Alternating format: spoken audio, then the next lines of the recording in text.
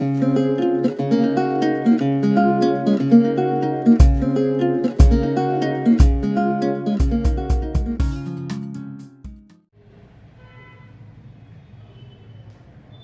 morning students.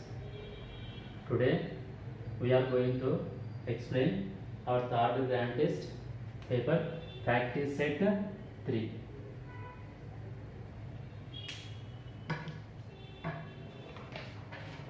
Okay. First one say from 76 to 80. Choose the best option to complete each sentence. Okay. Choose the best option to complete each sentence. So మనకి ఇక్కడ ఏమంటున్నారు, choose the best option to complete each sentence. So they have given 5 questions. 5 questions లో మనం ఏం చేయాలి, so ఉన్న 4 options లో we have to select the best option. First one see, a lot of dash improves one's vocabulary. So what are the options? Reading, listening, seeking, speaking. There are 4 options: reading, listening, seeking, speaking. So a lot of dash improves one's vocabulary. That is the question. So మనం ఏం చేస్తే బాగా మన vocabulary improve అవుతుంది? First reading, listening, seeking, speaking. So first what is our answer?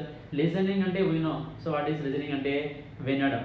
So speaking అంటే మాట్లాడడం, seeking అంటే వెతకడం, రీడింగ్ అంటే చదవడం. So what is the right answer? A. Reading. Reading improves one's vocabulary. A lot of reading improves one's vocabulary. మనం ఎక్కువ చదవడం ద్వారా మన యొక్క vocabulary ఎక్కువ పెంచుకోవచ్చు, ఇంప్రూవ్ చేసుకోవచ్చు. So a lot of reading improves one's vocabulary. మనకి బాగా vocabulary రావాలి అంటే మనం ఏం చేయాలి? We need to read a lot. ఎక్కువ చదివే కొద్దీ మనకి vocabulary పెరుగుతుంది. So first that is 76. Next is 77. I dash to tell you the truth but I am scared. So ఇక్కడ ఏమంటున్నాడు? I dash to tell you the truth but I am scared. So what are the options? A. Should, B. Could, C. May, D. ought to. ఇక్కడ ఏమన్నాడు? To tell you truth అంటే నిజం చెప్పడం, but I am scared అంటే భయపడ్డాడు. ఎందుకు? So ఏమని అంటారేమనేసి భయపడినాడు. Should అనేది ఎప్పుడు యూజ్ చేస్తాం మనం? When we want to say a suggestion, లేకుంటే అలా చేస్తే బాగుంటుంది, ఆబ్లిగేషన్, అప్పుడు మనం షుడ్ యూజ్ చేస్తాం. Could to take permission, or in the past to say past we use could. May it's may or may not, బహుశా తెలుగు. ఆర్ టు మనం నేర్చుకున్నాం హెల్పింగ్ వర్బ్స్. దెర్ ఆర్ 24 నేర్చుకొని am, is, are, was, were, do, does, did, have, has, had నేర్చుకున్నాం. అందులో OUGHT ought to, what is the meaning of that one? So it is our duty or my duty or responsibility.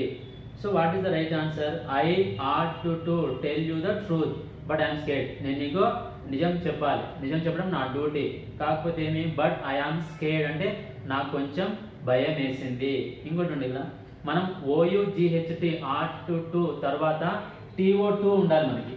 Okay, so మనకి TO2 రావాలి. Already వాళ్ళ క్వశ్చన్లో మీకు ఇచ్చిన చూడండి, I ought to tell you the truth, నేను నీకు నిజం చెప్పడం నా డ్యూటీ, కానీ బట్ ఐ ఆమ్ స్కేర్డ్, భయపడి చెప్పలేదు.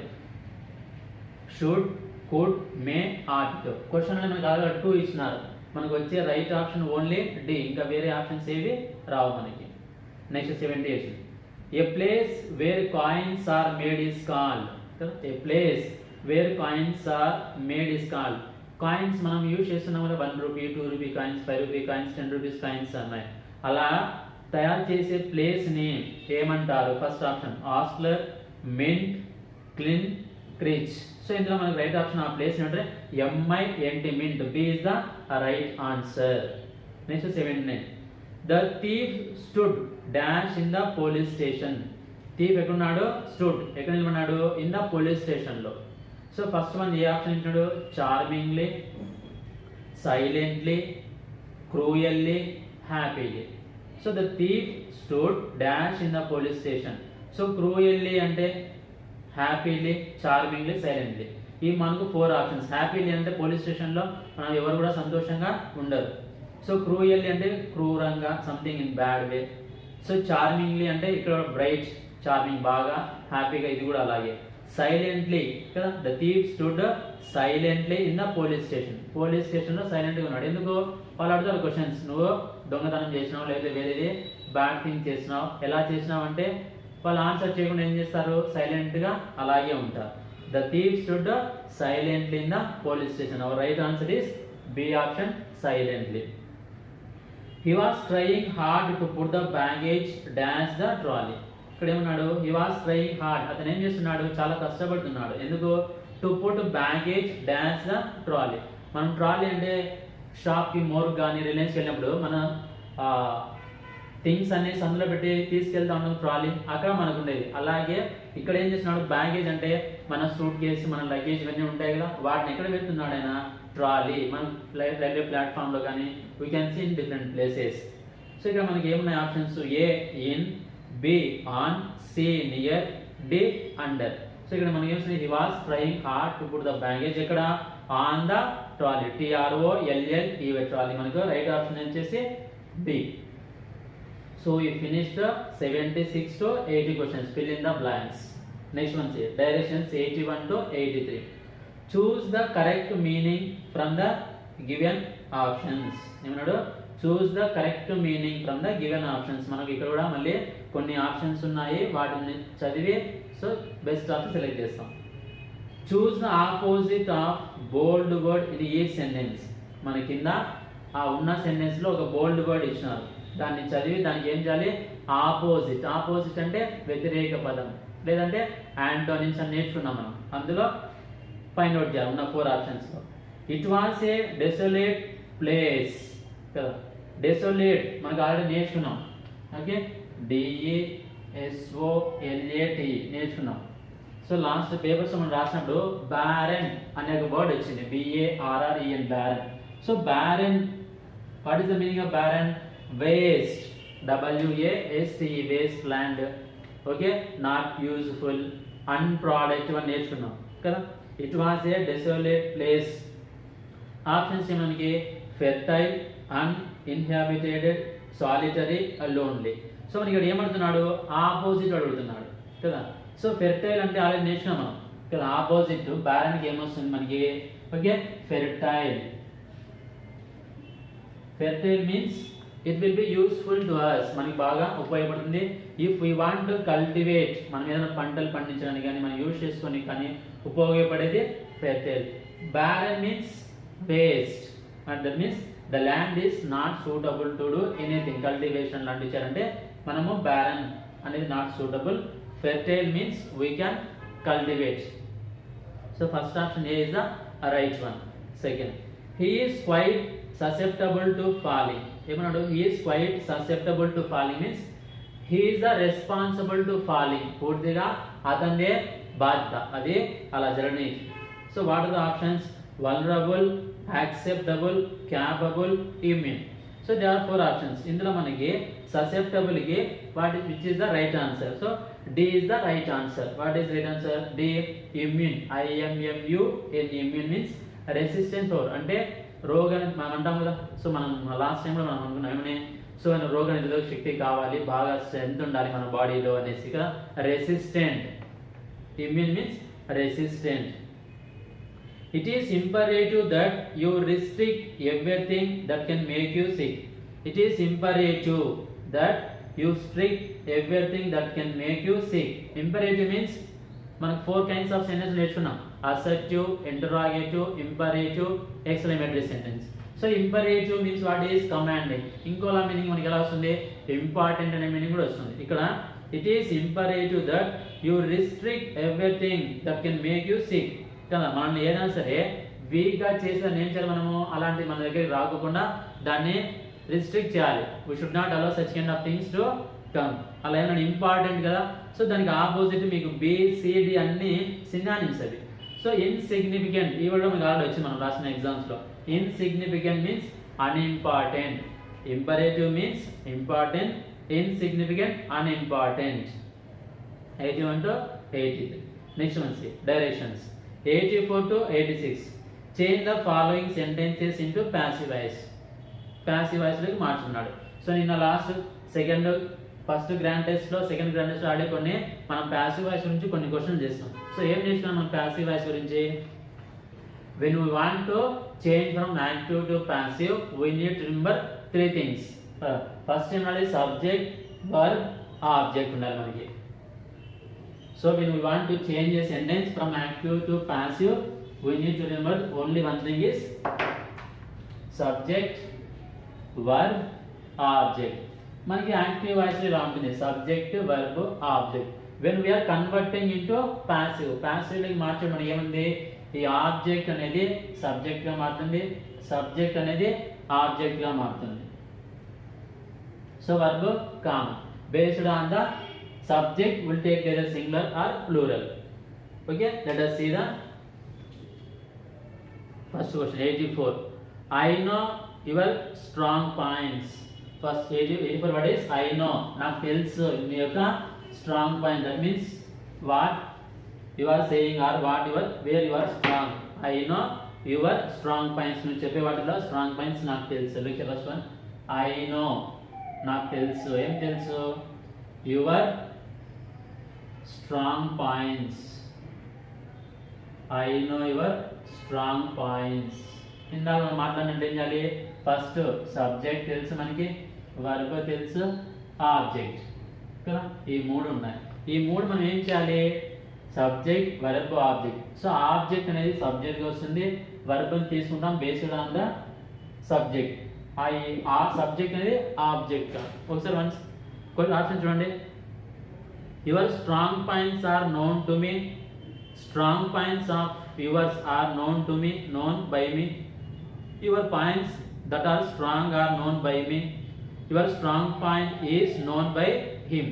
ఇందులో మనకు ఏం నేర్చుకున్నాం? ప్యాసివ్ వాయిస్లో ఇచ్చిన సెంటెన్స్, దట్ మీన్స్ ఇచ్చిన క్వశ్చన్ ఏ టెన్స్లో ఉంటే అదే టెన్స్లోనే ప్యాసివ్ వాయిస్ ఉండాలి మనకి. నేర్చుకున్నాం just only one fundamental rule.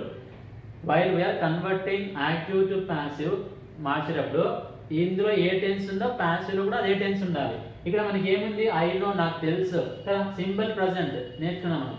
అలా నేర్చుకున్న వాటిలో ఫస్ట్ వన్ ఏముంది మీకు చూడండి. Your strong points are known to me. కరెక్ట్గా జరుగుతుంది మనకి. ఎందుకు? యువర్ స్ట్రాంగ్ పాయింట్స్ మనకి సబ్జెక్ట్గా తీసుకున్నాం. సో ఇక్కడ ఏముంది? యువర్ స్ట్రాంగ్ పాయింట్స్ అంటున్నాం. ప్లూరల్ సబ్జెక్ట్ కదా, ప్లూరల్ సబ్జెక్ట్ మనకి ఏ వర్బ్ ఉంటుంది? ప్లూరల్ వర్బ్ ఉంటుంది. యువర్ స్ట్రాంగ్ పాయింట్స్ ఆర్ మనకి ఎప్పుడు V3లో ఏ ఫామ్ ఉండాలి? వర్బ్ V3 ఫామ్ మాత్రమే రావాలి. Your strong points are known, మీకు ఉండేది ఆప్షన్ అది ఒక్కటే, ఇంకా వేరే ఆప్షన్ లేదు. Known to me. ఐ కదా, ఐ ఎలా మారుతుంది ప్యాసివ్లో? To me. సెకండ్ చూడండి. Your strong points of yours రాదు మనకి. Your points that are strong. మళ్ళీ చూడండి. Your points are known by me, ఇక్కడ లేదు మనకి. Your strong point is singular కదా. సో మిగిలిన ఆప్షన్స్లో ఎక్కడ కానీ మనకి ఈ రూల్ ఫాలో అవ్వడం లేదు. అక్కడ ఏమన్నాడు? యువర్ స్ట్రాంగ్ పాయింట్ మాట్లాడేది సింగులర్ కాదు, ప్లూరల్. యువర్ స్ట్రాంగ్ పాయింట్స్ అన్నాడు. సీల్ ఏమన్నాడు? Your points that are strong, 2 సార్లు వచ్చింది. ఆర్ ఇది తప్పు. Strong points of yours are known by me. ఇక్కడ నుండి స్టార్టింగ్ ఎలా మనకి ఆబ్జెక్ట్ కదా, యువర్ స్ట్రాంగ్ పాయింట్స్ రావాలి. ఒక్క ఏ ఆప్షన్ తప్ప మిగిలిన ఆప్షన్స్ అన్ని మనకు wrong options and they are not following these things. Next one 86. Harry kept his schedule busy. Okay, Harry kept his schedule busy. ఇలా ఉంది. సో ఎప్పుడు ప్యాసివ్ వాయిస్ చేసినా ఏ క్వశ్చన్ తీసుకున్నా మనకి ఏం గుర్తుండాలి? Subject, verb, object. ఇక్కడ ఎవరున్నారు? Subject, verb, next object. మనకి ఇలా గుర్తుంటుంది, ఇది తెలుసు. ఇక్కడ హ్యారీ కెప్ట్ హిస్ అంటే ఇక్కడ ఎవరు? తనే కదా. ఓకే, ఆప్షన్ చూడండి ఒకసారి. Harry's schedule was kept busy. Harry's schedule will be busy. Harry's schedule is being kept busy. Harry's schedule is busy. మనం అన్నింటినీ సింపుల్ ఏం నేర్చుకున్నాం? ప్యాసివ్ వాయిస్లో ఇచ్చిన యాక్టివ్ వాయిస్ ఏ టెన్స్లో ఉంటే ప్యాసివ్ కూడా అదే టెన్స్లో ఉండాలని నేర్చుకున్నాం. Simple, only one fundamental rule. ఇక్కడ కూడా మనకి ఇచ్చిన ఆప్షన్స్లో ఫస్ట్ ఆప్షన్ తప్పించి మీరు అన్నీ గమనించండి. అన్నిట్లో ఫస్ట్ విల్ ఇచ్చినాడు, సెకండ్లో అంటే విల్ ఇచ్చిందని ఫ్యూచర్ కదా, మనకు వస్తుందా? రాదు. సెకండ్ దాన్ని ఇచ్చాడు, మళ్ళీ బీయింగ్ ఇచ్చినాడు, కంటిన్యూస్ వస్తుందా? మనకి రాదు. ఇది కూడా తప్పు. నెక్స్ట్ ఆప్షన్ ఏముంది, ఈజ్ ఇచ్చినాడు, ఇది కూడా ప్రజెంటే. సో మనం ఇలా కూడా చేయొచ్చు. సింపుల్ ఒక రూల్ తెలిస్తే మనకి ఎగ్జాక్ట్గా మార్క్స్ వచ్చేస్తాయి. కరెక్ట్ ఆన్సర్ చేయగలం. ఎలా, ఇది యాక్టివ్ వాయిస్, ఇందులో మనకి ఏముంది, పాస్ట్ ఉంది. A past, simple past. కాబట్టి ప్యాసివ్లో కూడా మనం సింపుల్ పాస్టే తీసుకోవాలి. ఉన్న ఆప్షన్స్ మీకు A option, Harry's schedule was kept busy, అది తప్ప మిగిలినవన్నీ ఎలా ఉన్నాయి, ప్రజెంట్లో ఉన్నాయి, ఫ్యూచర్లో ఉన్నాయి, కంటిన్యూస్ ఉన్నాయి. అస్సలు రాకూడదు కదా. ఇది ఒక్కటి తెలిస్తే చాలు. మనకి ఏమని, యాక్టివ్ నుండి ప్యాసివ్కి తీసుకునేటప్పుడు మనం ఫాలో అవ్వాల్సింది టెన్స్ ఎట్టి పరిస్థితుల్లో కూడా మారకూడదు. Just if you know that one you can do answer correctly. కాబట్టి మనకి ఫస్ట్ ఆప్షన్ ఏమొస్తుంది, Harry schedule was kept busy. Simple గా నేర్చుకోవచ్చు. నెక్స్ట్ అండి, they gave her a gift. Third one, they gave her a gift. ఇక్కడ అంతే కదా. They subject ఉంది, వర్బ్ ఉంది, మళ్ళీ ఇక్కడ ఆబ్జెక్ట్ కదా. They gave her a gift option ఉంది. A gift was given to her, a gift has been given to her, she has got a gift, a gift is being given to her. ఇందాక ఏం నేర్చుకున్నాము, ఇది గుర్తుందా? First మనం ఏం చేయాలి, ఇది ఏ టెన్స్, ఇది ఏ tense, they gave simple past అయిపోయింది, మనం ఆన్సర్ చేసేసినాం. ఏది ఇందులో మనం చూసుకున్నప్పుడు సింపుల్ పాస్ట్ లో బి ఆప్షన్ చూడండి, a gift has been given, ఏంది ప్రజెంట్ పర్ఫెక్ట్ వస్తుందా, రాదు. ఎందుకో టెన్స్ అక్కడ ఉండేది పాస్ట్ కాబట్టి సింపుల్ పాస్ట్. సిలో she has got a gift, ఇక్కడ ఏముంది యాక్టివ్ లో ఉంది, షీ హ్యాస్ గాట్, ఇది కూడా ప్రజెంట్ పర్ఫెక్ట్, రాదు మనకి. Next one D, a gift is being given, continuous కదా. మీరు బిసిడి చూస్తే అన్ని కూడా మన టెన్స్ ఏవి మ్యాచ్ అవ్వవు, ఒక్క ఏ తప్ప. A gift was given to her అంటే మనం ఏం చేయాలి, ఇచ్చిన యాక్టివ్ వాయిస్ లో సెంటెన్స్ కనుక జస్ట్ ఆ టెన్స్ ఐడెంటిఫై చేస్తే you do not follow anything, అదొక్క దాని ద్వారా మనం ఆన్సర్ చేయొచ్చు. మీకు ఇచ్చిన ఆప్షన్స్ అన్ని అలా 84, 85, 86 లో కూడా మీకు టెన్స్ తెలిస్తే చాలు, you do not worry about anything. ఇంకేం అవసరం లేదు మనకి. ఏం చేయొచ్చు, మనము హ్యాపీగా ఆన్సర్ చేయొచ్చు. ఓకే, సో ప్యాసివ్ వాయిస్ లో మనకి ఏం గుర్తుండాలి మార్చడం అంటే, ఓన్లీ టెన్స్ బాగా రావాలి. యాక్టివ్ వాయిస్ మనం ఆల్రెడీ నేర్చుకున్నాం, ఎగ్జాంపుల్స్ రాస్తాం అని నేర్చుకున్నాం. ఓన్లీ వన్ ఫండమెంటల్ రూల్ ఏంటి, యాక్టివ్ వాయిస్ లో ఏ టెన్స్ అయితే ఉందో ప్యాసివ్ లో కూడా అదే టెన్సే రావాలి.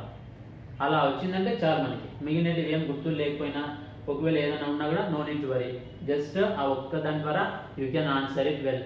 క్లియర్. నెక్స్ట్ చూడండి.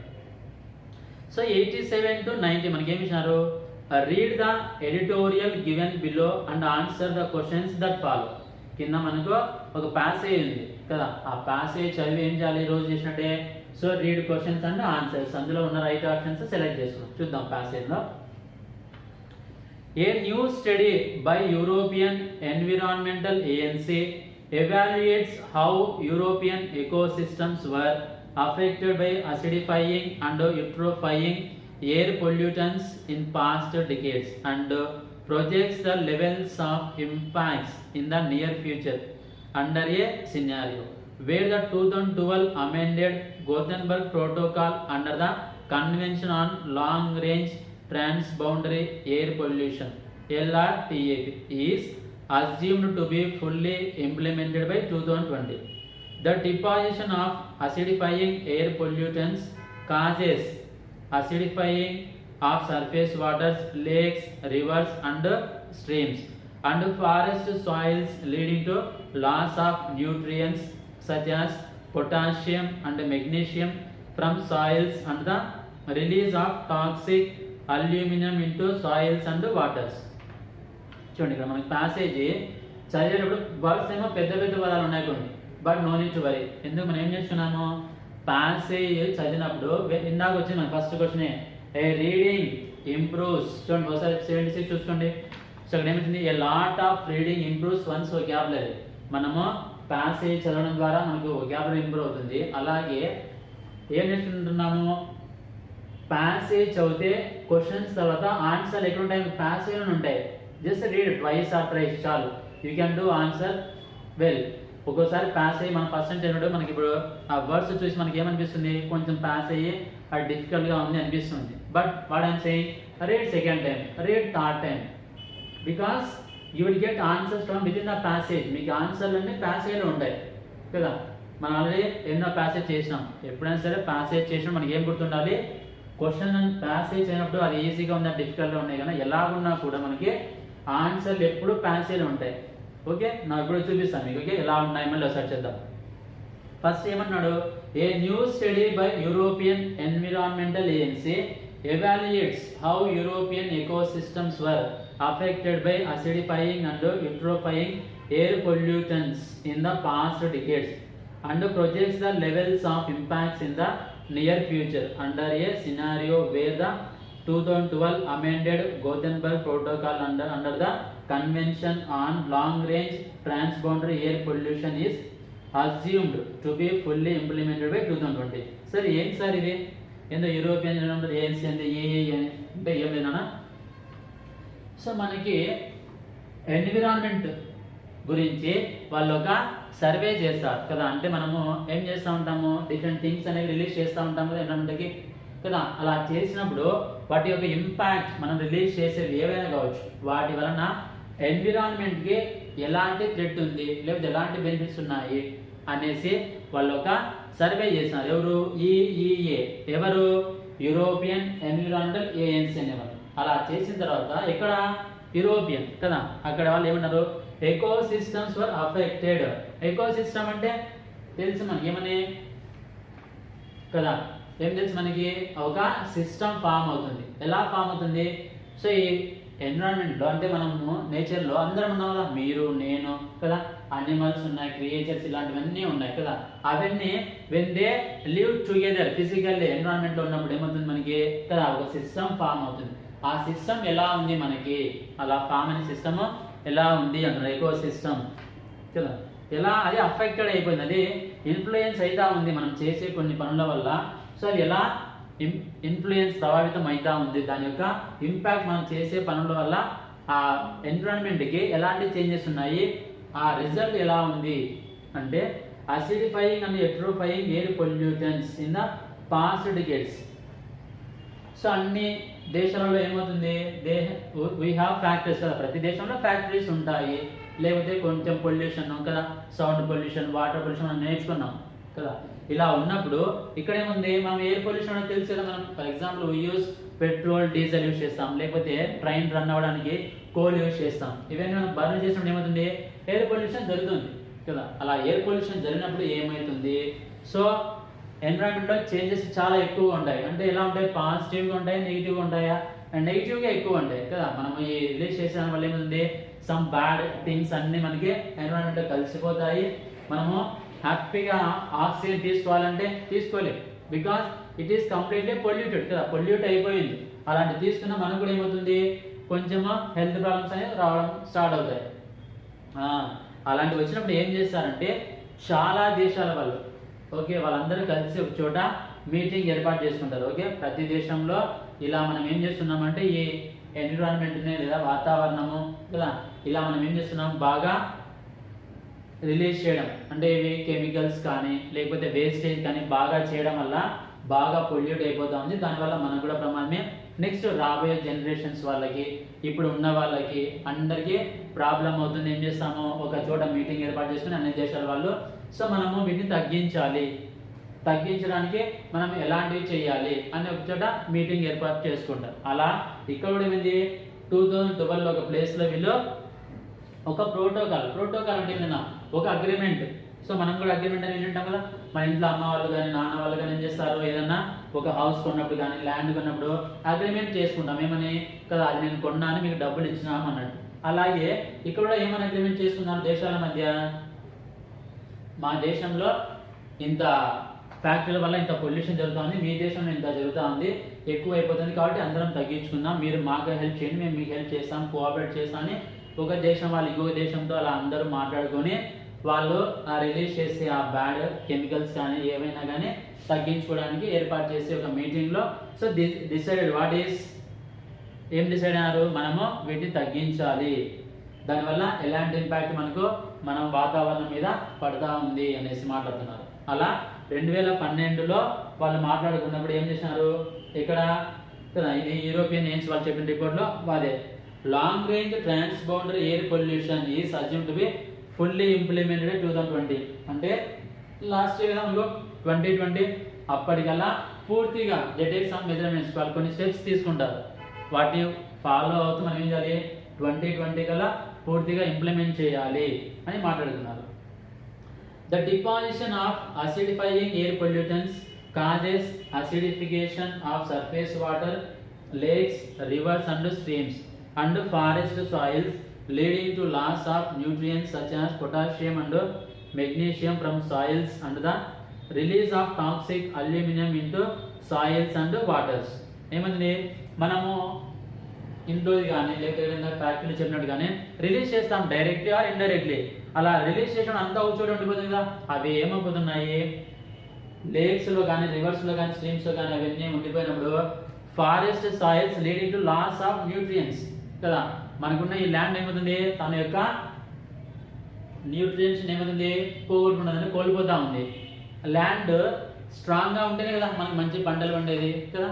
అలాగే ఇంకేమవుతుంది మనం మంచి ఫుడ్ తింటాం, మనం కూడా హెల్తీగా ఉంటాం. ఎప్పుడు ల్యాండ్ పొల్యూషన్ అయిపోతుందో లేక్స్ రివర్ ఇవన్నీ పొల్యూట్ అయితే మనం తాగే వాటర్ మనం తీసుకునే ప్రతిదీ పొల్యూట్ అయిపోతుంది, మనకు కూడా ప్రాబ్లమ్స్. అలాగే ఏమవుతుంది such as potassium magnesium from soils అవన్నీ ఏమవుతుంది మనము లాస్ అవుతూ ఉన్నాం. And the release of toxic aluminium into soils and water. ఎందుకు ద రిలీజ్ ఆఫ్ టాక్సిక్ అంటే పాయిజన్ విషయం కదా, అలాంటివన్నీ రిలీజ్ అవుతున్నాయి ఎక్కడికి సాయిల్స్ అండ్ వాటికి మన భూమిలో కానీ నీళ్ళలో కలిసిపోతే ఏమవుతుంది మనకే ప్రమాదం. ఏమవుతుంది వాటిని తీసుకోవడం వల్ల మనకి చాలా problems.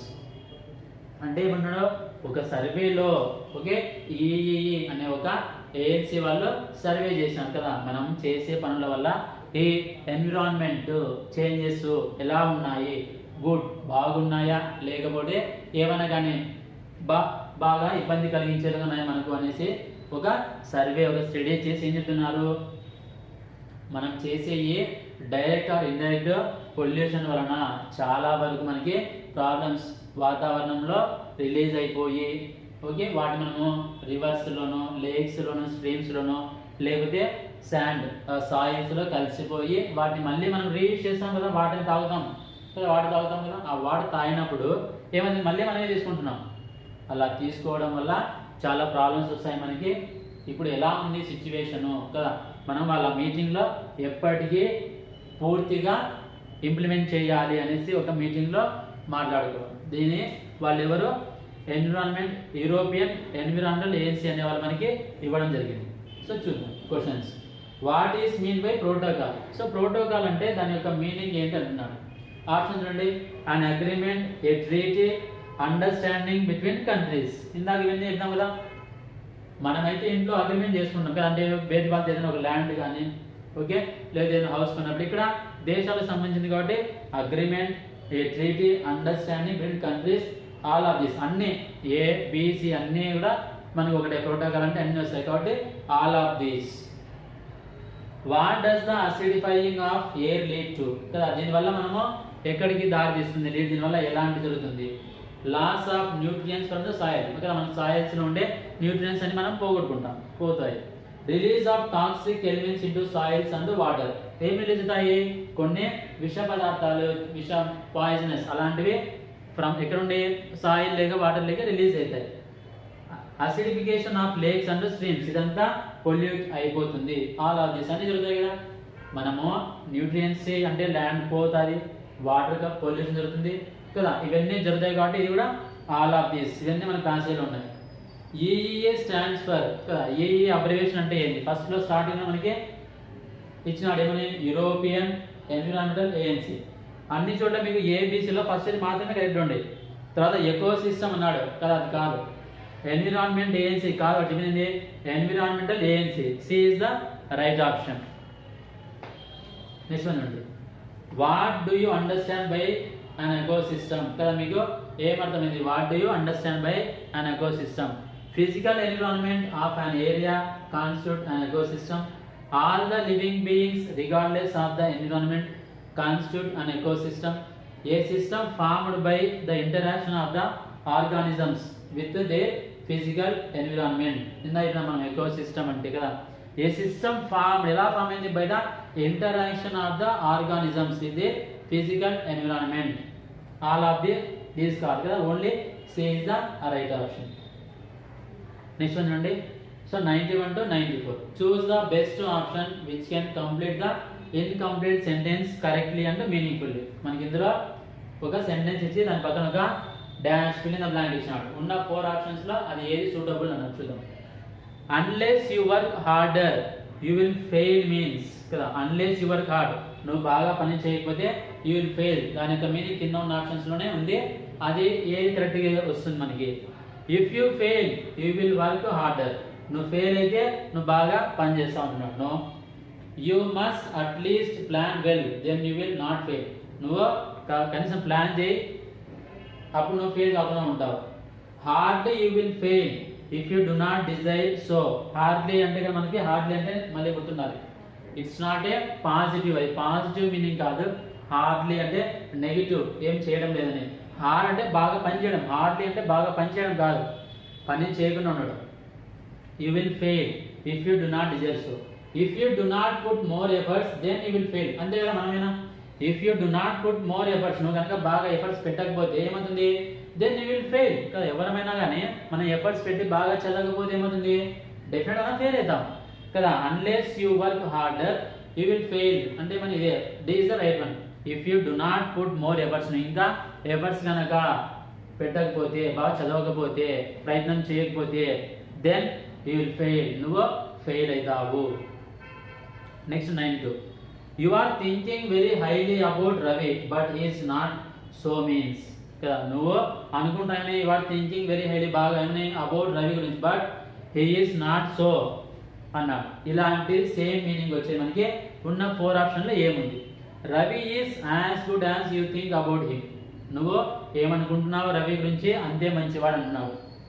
B, you have a good opinion about Ravi but he is not as good as you think, నీకు రవి మీద ఒక మంచి అభిప్రాయం ఉంది, ఏమని రవి చాలా మంచివాడు, హెల్ప్ చేస్తాడు అలాంటి వాడు అని, but he is not so good as you think, అయితే నువ్వు అనుకునేంత మంచి వ్యక్తి అయితే కాదు.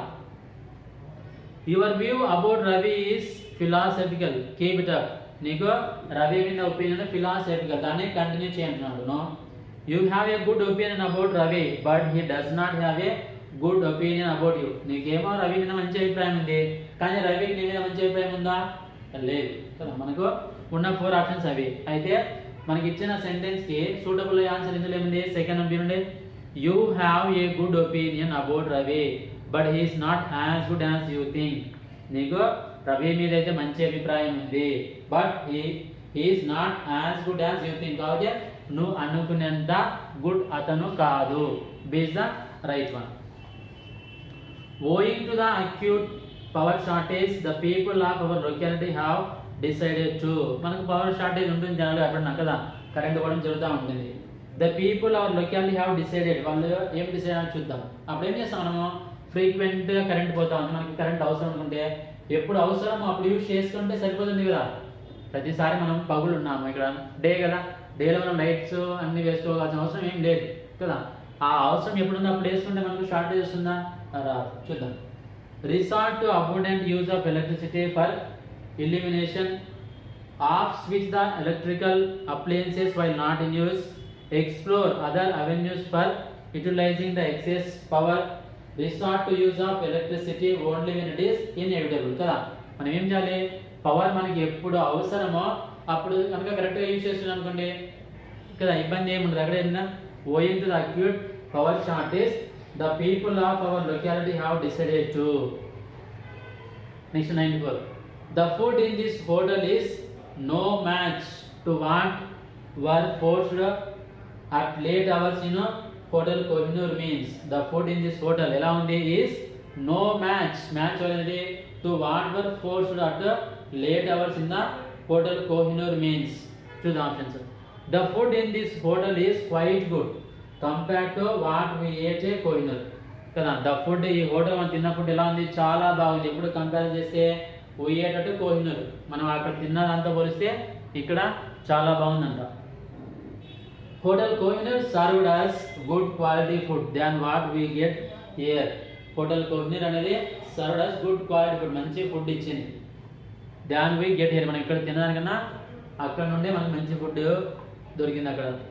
Both hotels have maintained good quality of food. రెండు హోటల్స్ కూడా మంచిగా క్వాలిటీగా ఫుడ్ మనకి ప్రొవైడ్ చేసినాయి. Both hotels serve poor quality of food. రెండు కూడా బాగలేవు. అందులో మనకు రైట్ ఆప్షన్ అనేది B. Hotel Kohinoor served us good quality food than what we get here. కదా మనకి ఇక్కడ ఉన్న ఫుడ్ తో కంపారిజన్ చేస్తే అక్కడ కోహినూర్తో కంపారిజన్ చేస్తే కోహినూర్ హోటల్లో మనకు ఉన్న ఫుడ్ వాళ్ళు అక్కడ మనకి సర్వ్ చేసిన ఫుడ్ చాలా బాగుంది. B is the right one. Next 95 to 98. Choose the most appropriate option that explains the correct meaning of the following idioms. Idioms నేర్చుకున్నాం మనం కదా లాస్ట్ పేపర్లో కూడా బ్రెయిన్ సాస్, డోల్ అవుట్ కదా ఇలాంటి కొన్ని ఫ్రేజెస్ చేసినాం. Okay, idioms. A man of straw. A man of straw అనేది మనకి ఇచ్చిన క్వశ్చన్ ఇడియం. దానికి ఎగ్జాక్ట్గా వచ్చే మీనింగ్ అడుగుతున్నారు. A man with no means a generous man, a man of character, a man of no substance. So a man of straw అంటే he has a weak character. అంటే తన దగ్గర చెప్పడానికి గుడ్ థింగ్స్ కానీ లేకపోతే అలాంటివి స్టెబిలిటీ కానీ చాలా వీక్ అనే సెన్స్ ఉంది మనకి ఏ మ్యాన్ ఆఫ్ స్ట్రా అంటే. దీనికి రైట్ ఆన్సర్ వచ్చేసి డి. మనకు a man of no substance. No substance అంటే కూడా అతని దగ్గర ఏం స్టెబిలిటీ లేదు, లేకపోతే వీక్, అతను నిలకడ లేదు. Okay, he does not do correctly, ఇలా వచ్చేది a man of no substance. To catch a tartar అంటే to catch a dangerous person. First మనకి 96 answer to catch a dangerous person అంటే ఒక డేంజరస్ పర్సన్ నే పట్టుకొని టు క్యాచ్ ఏ టార్టర్ అంటారు. To have an axe to grind. కదా axe మనకు తెలుసు ఇది. అయితే we should not take an individual. ఒక్కొక్క పదాన్ని తీసుకొని దానికి మీనింగ్ అనేది అన్నిటికీ కలిపి we should take a meaning. అంటే to have a strong personal opinion, to fail to arouse interest, to have no result, to work for both sides. To have an axe to grind అంటే to have a strong personal opinion. మనకు కూడా opinions ఉంటాయి కదా, అభిప్రాయాలు అనేది. అవి ఒక్కొక్కరికి ఒకలా ఉంటాయి. కొంతమంది స్ట్రాంగ్ ఉంటాయి, కొంతమందికి వీక్గా ఉంటాయి, కొంతమందికి ఎలా ఉండవు. ఇక్కడ స్ట్రాంగ్ పర్సనల్ ఒపీనియన్ అంటే మనకు ఏదైనా ఒక విషయం పైన ఒక ఒపీనియన్ తీసుకున్నప్పుడు స్ట్రాంగ్గా ఉండేది. To have a strong personal opinion. To play second fiddle చూద్దాం. To be happy, cheerful and healthy. హ్యాపీగా ఉండడము, చీర్ఫుల్గా, హెల్తీగా ఉండడం అంట. To reduce importance of one's senior. ఎవరన్నా సీనియర్స్ ఉంటారు కదా వాళ్ళకి ఇంపార్టెన్స్ తగ్గిదు. To support the role and view of another person. ఎవరైనా సరే ఇంకొక వ్యక్తి యొక్క రోల్ సపోర్ట్ చేయడము. Okay, to do back side driving కాదు. సో ఇందులో మనకి టు ప్లే సెకండ్ ఫిడేల్ అంటే C is the right option. ఏమని to support the role and view of another person is the right one. 99 okay, choose the correctly spelled word. కరెక్ట్గా ఇందులో ఉన్న 4 options మనకి correct spelling ఉన్న word ఏదో కనుక్కోమన్నాడు. First ఏంటంటే VARMILLION. B VARMILLION. Next one VARMILION. VARMILION. Last one బిలో vermilion ఉంది. VARMILION. That is the right answer. అంటే కుంకుమ అని. సో అమ్మ వాళ్ళు ఇక్కడ నూనె పెట్టుకుంటారు కదా మనకి కుంకుమ, దాన్ని వెరిమిలియన్ అంట. స్పెల్లింగ్ వచ్చేసి VARMILION. నెక్స్ట్ వన్ అంటే SCRAPTORIUM. B SCRAPTORIUM. SCRAPTORIUM. D SCRAPTORIUM. Okay, scriptorium. B is the right one. SCRAPTORIUM. Scriptorium అంటే ఆ రూమ్ అని సింపుల్గా మనం ఎలా చెప్పచ్చు అంటే ఇట్స్ ఏ రూమ్. సో ఈ మనకి 76 నుండి మనము 100 వరకు క్వశ్చన్స్ మాట్లాడాం కదా. ఓకే, ఫస్ట్ మనకి ఫిల్ ఇన్ ద బ్లాంక్స్ ఉన్నాయి, తర్వాత opposite words, passive voice, passage, fill in the blanks, మళ్ళీ లాస్ట్ idioms ఇచ్చినారు, correct spelled word. This is practice set 3 explanation. Okay, thank you students.